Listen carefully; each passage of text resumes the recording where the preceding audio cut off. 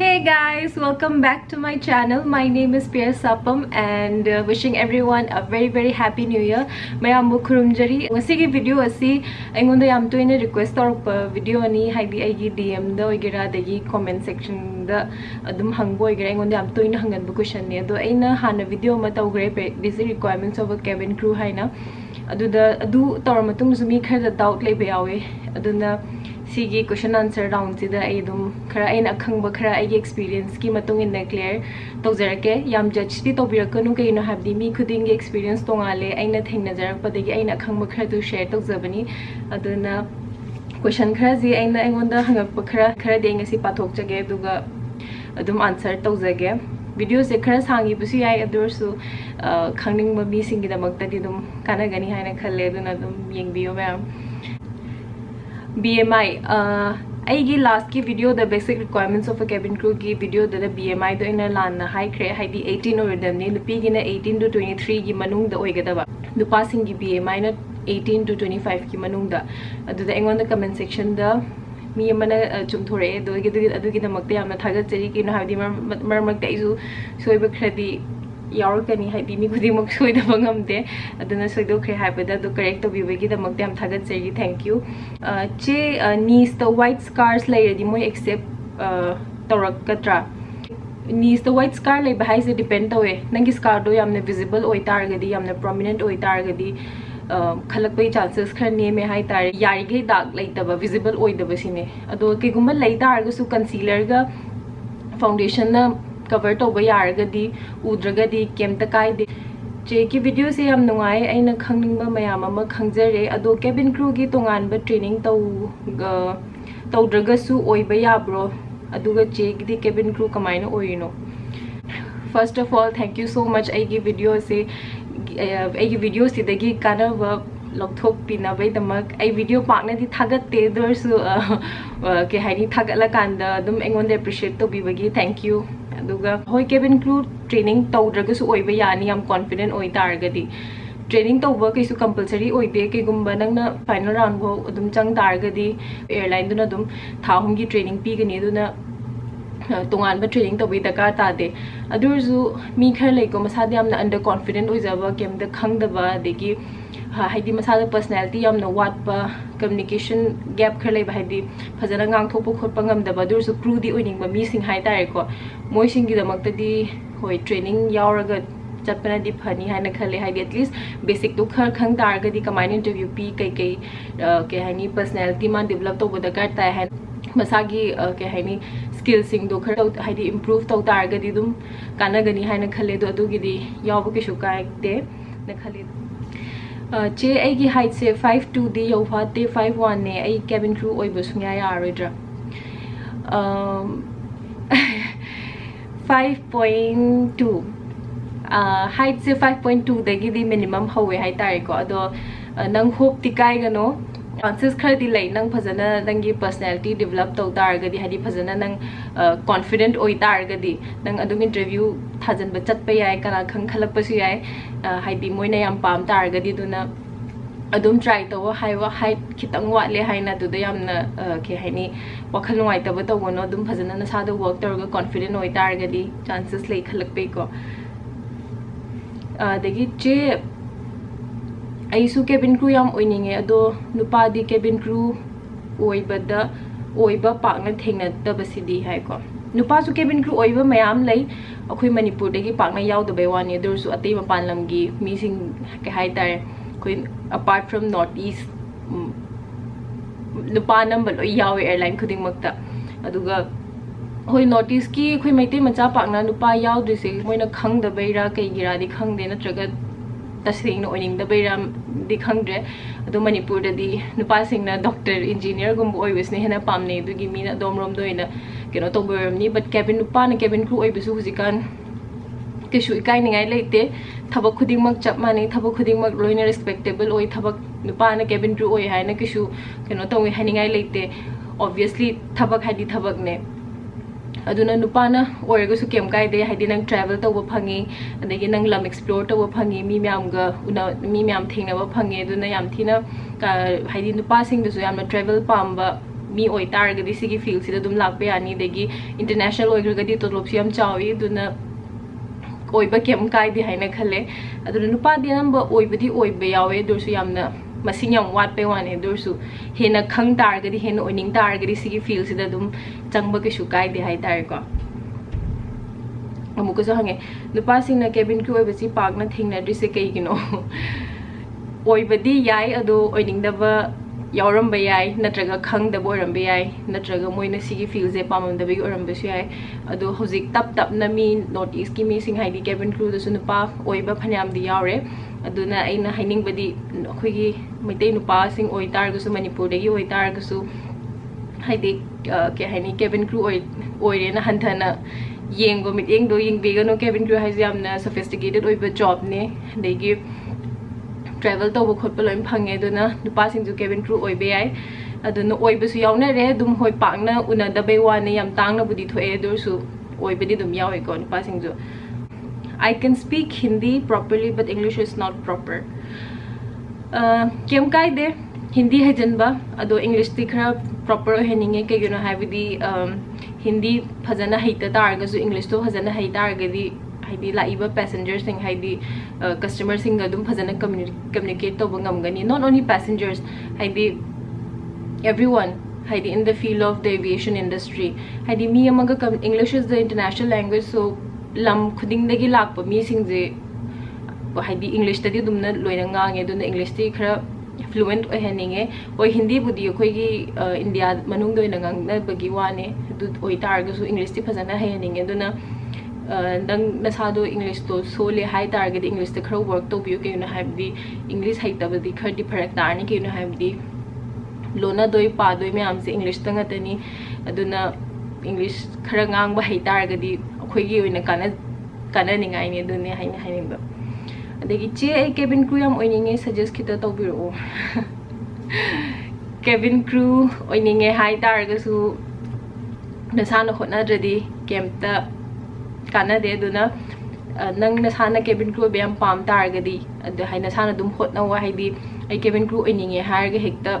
oigadaba nate haidi cabin crew haiba job se mina di yamna irai line yamna easy oina phangba thabak oina khalle dorsu nang interview piba lakpa kanda thousands and thousands mi chatruk tagi horaga mi lishing ama bho laktoine adu myam di marakta khara khatang khangat ba haise obviously nang mi myam digi khara different oibadi tare haiko nangi personality do oigera communication skills do oigera khara di work to batare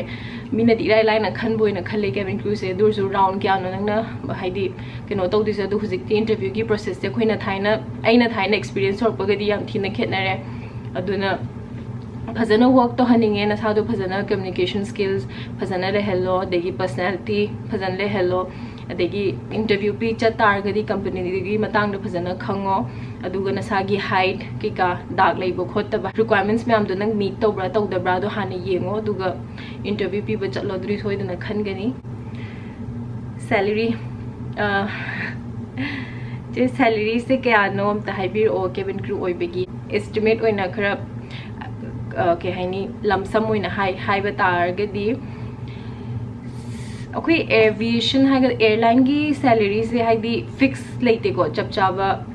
sunglai leite aduna airline to airline khudingmak salary structure loina khetnai haidi aigi aina toribe airline to the si phangtar gadi ke ba to airline ni si piram gani haiba kem leite airline khudingi salary loin tongale aduga khoigi mostly khoigi salary se khoina pariba matam haidi flying hours to gi matung ille khoi ma yam pai tar gadi yam phangani yam pai de tar gadi yam phangoi aduna it depends khoina flight kyam pai hours kyam seme adugi matung ina aduna fixed leite do khoi basic ka flying hours pullaga approximate 35 tegi horaga almost lakh tak yobi yawi the international yotar international or tar gadi amuke hene yam above lakhs tum phange next se international airline change hai targadi kai requirements like international airlines ki di suppose hire bada Qatar Airways ki ni mogi airline se change hai targadi 12 pass and you should be minimum 21 years of age duga graduation or so but minimum 12 pass degi dum lawe adum chahi di 21 degi ni ko aduga Singapore Airlines they hire graduates Singapore Airlines si graduates lawe but moi gi di 18 plus te gi dum lawe to obviously haidi graduation di 18 chahi 18 da di lower obviously 21 da dum loini duna haidi 18 haija bai wani Singapore Airlines but graduate lower bin obviously 18 above te di dum lower ni aduna moi gi criteria di dum oe aduga international airlines singina height se nupi singina minimum 157 aduga nupa gina 158 ko aduga khoi tip to the lepa kan faina khut thenga kan 212 cm yo phangada ba adu adu waina leire aduga kate airways kumba yauge hai targadi kamai ni ai samak pudi keno tawde du aina khangba gum aina khangjabado ko haidi yam phaba airline ni aduga moi ada moi Doha da base obanina moi Doha gi ke haini keno restrictions khalai adu follow tawraga dum chatpa tare adu agree taw targa di dum yawba ki su kaide ko cabin crew je kamaina thagadam no vacancy gi matang da kamaina khangadam no haina si vacancy gi matang se aiju pakna haidi aiju dum pairga leibe yawe duna ke haini track haidi phajana khangba ngam de karam kan interview dates tholei haina khui sabu khangjade aduna aina ju hana cabin crew oidringai da aina YouTuber ma follow tawi ko Sugandha Sharma haina maje dum cabin crew ki adum updates adum magi video anamba yengbiyo magi video sing sida dum haidi interview laktori haidringai mang da ma dum video upload tawbani haidi CC gi vacancy lei CC date ni haina ado aidi dum haidi pairga lairamni na aiju sangda bayaw iduna vacancy gi track kumba thamba ngamde update tawba ngamde aduna ingon dadi kharap ke haini yamna wana thoe vacancy gumba haibaje haidi simatam da lei leite haibje ai sabu khangjade aduna yamna chap chaba vacancy gumba khangning targadi huziki magi Sugandha Sharma haina YouTuber YouTube ta dum haidi ma follow tawbiyo ma follow taw targadi magi updates me amda dum yengbiyo to ma airlines khuding makki international oigera Indian oigera ground staff ki oigera magi ke haidi YouTube ta loina update tawbane aduna ai budi taw ngamdre aduna magi keba YouTube page ta changaga dum yengbiyo ko vacancy gi di ma di am phajana in detail oina requirement ki ka loina hai bane aduna ma follow tawbiyo ai ju ma follow taw pe am kuire magi videos yenga gani ai ju isai to dum hotna jarak pa aduna online ina sum khangjabado ko online vacancy ko vacancy lay targadi khang targadi online doina hana apply to view ko online apply to ba haise hojiki vacancy laiba airline to gi page ta changaga net ta thiega magi page to changaga haidi online ke haini apply dum to view aduda nasagi resume adagi photo aduga passport ke ka dum thagalaga dum update taraga online dum submit taraga moina ke haidi pamaga khalak targadi nangonda mail dum lakani mail kanda moina dum hire kani krai da interview to gani krai da moina korok mom pham dum chatlaga face to face interview dum pi bai ko aduna online is the best ado akhoi noina pamjaba airline dugi headquarters haidi khang targadi office khang targadi walk-in interview to hai targadi direct chatlaga office to doina walk-in interview dum pi basu yai ko be yourself and give your best hangi se che ai gi ming di hire dash ko we ko ai su cabin crew ai ningi yamna ado che ai Delhi da lei study toraga 11 standard ta che khoi family na ai ngonda support amta tawde kanamta yade aina cabin crew oige haiba adu oina bus hoidana hotnage because my dream is to become a cabin crew adu chege experience share to you please okay my ze diam nushi mingdi palaroge adu cabin crew oi bese hoi family khar support to da bayawe kai gino haidi aizu gyan ta de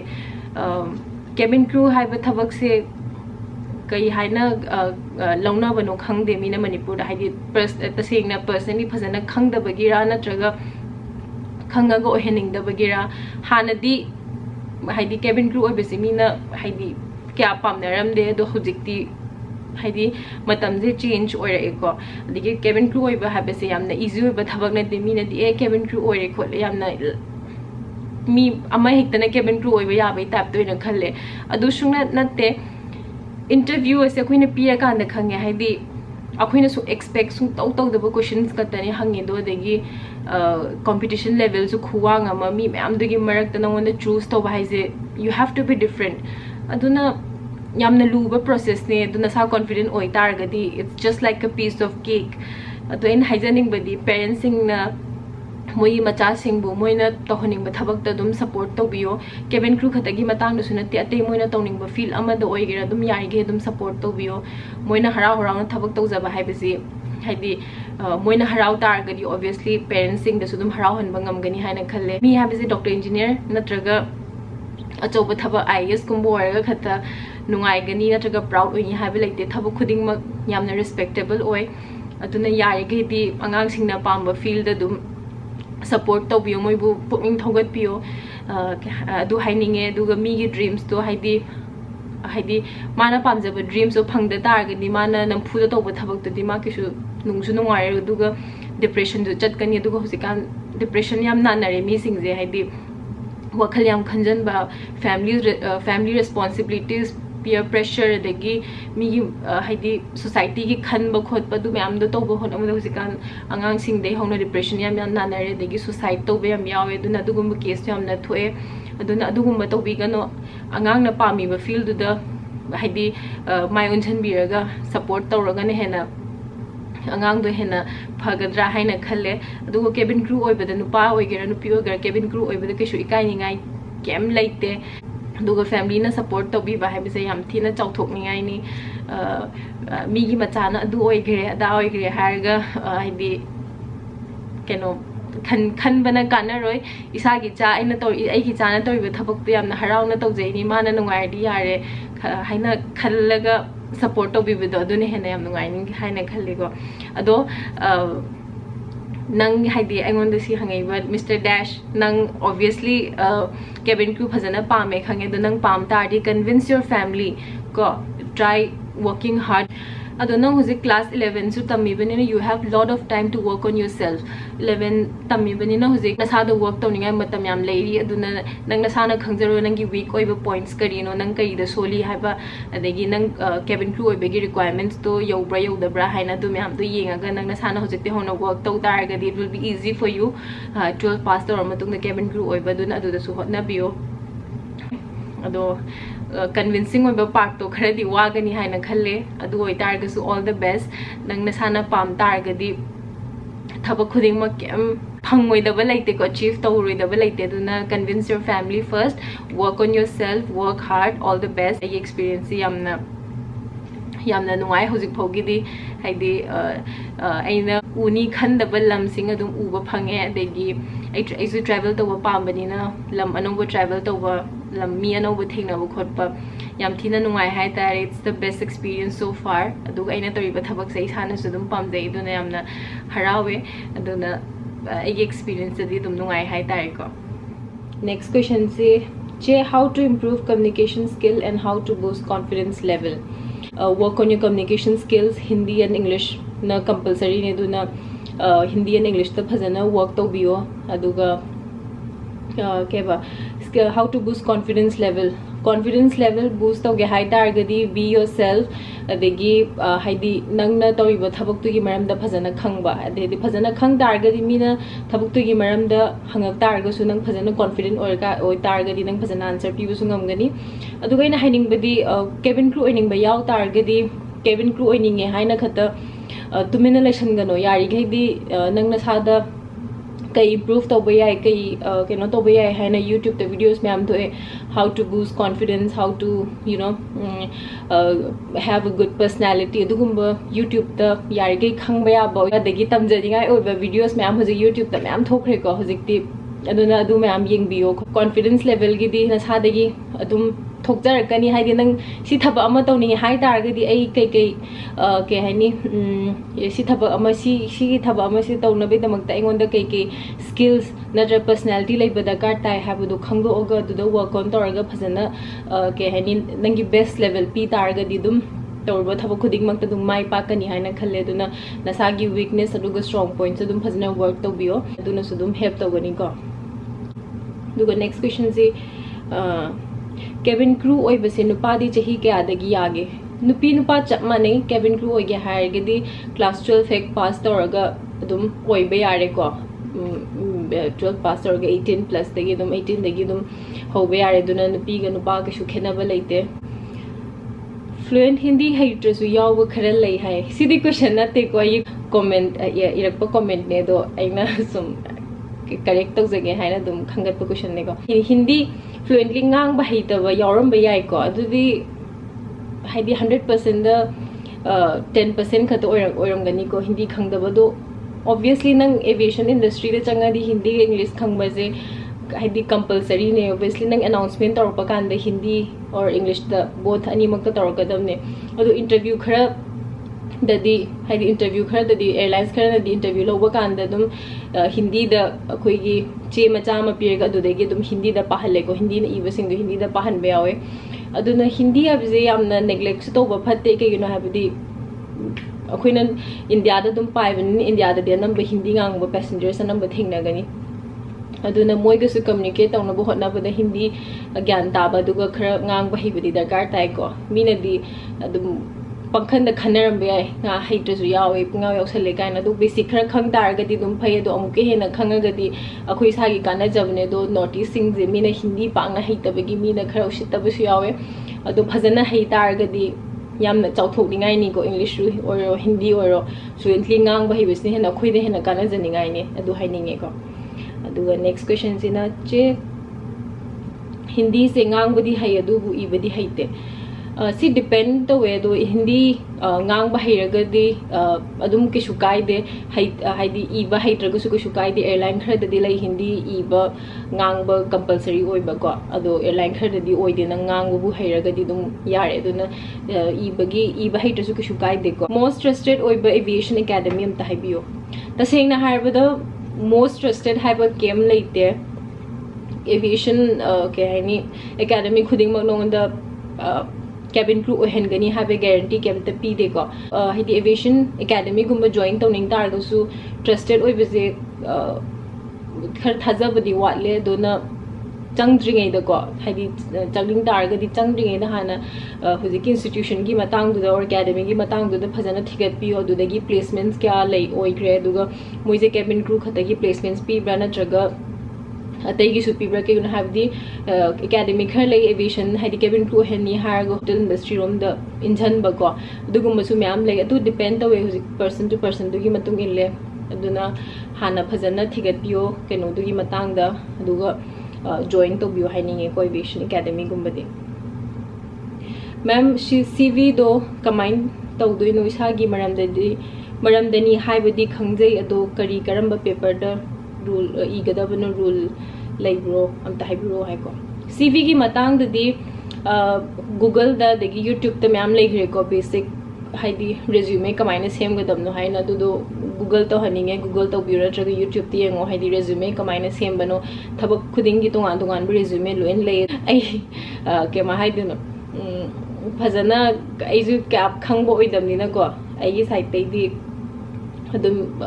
youtube or google da dum yeng haninge aizu adu da gi yenga tawbani na exam expert oi banate am hai banate aizu da khare sing da gi help lo yawe haidi da resume kamai sa de na resume kamai ke no to de na hai khang ba khare da gi help lo bio aizu kya khang banate du na si gi matang da di ai kya haijaning dre airline khuding mak ta nupa na cabin crew oi ba yabra next question airline khuding mak ta di yadaba male you know have the indigo the nupa yaude indigo the nupa cabin crew yaude vistara the so hana yauram de do handak yau khalak pa kuidri ado nupa yauba aviation de myam lei air india vistara huzik yaure adegi ke hani air asia yaure aduna go air shi yaure aduna adum sigumba airline sing da nupa na try tawning targadi dum yauba yani ngasi gi di matang sida dum loisanjarage video se khara sangam basu ai dur su aingonda hangba question khara sing do ai loina answer tawning bagi dum video se dum sangna dum tawre adu next su doubt leba yaw targadi aingonda dm to biro instagram da or comment section da dum hangbiro ai mathang da su dum question and answer round targa ina khangba khara dum haijage ado atei sing di dum aigi video sing basic requirements of a cabin crew da dum yaur maning khale aduga khara doubts leba sing di si video da dum clear or mani haina khale ngasi dum side dum loisinjarage khurumjari ma'am. Thank you everyone for watching. Bye.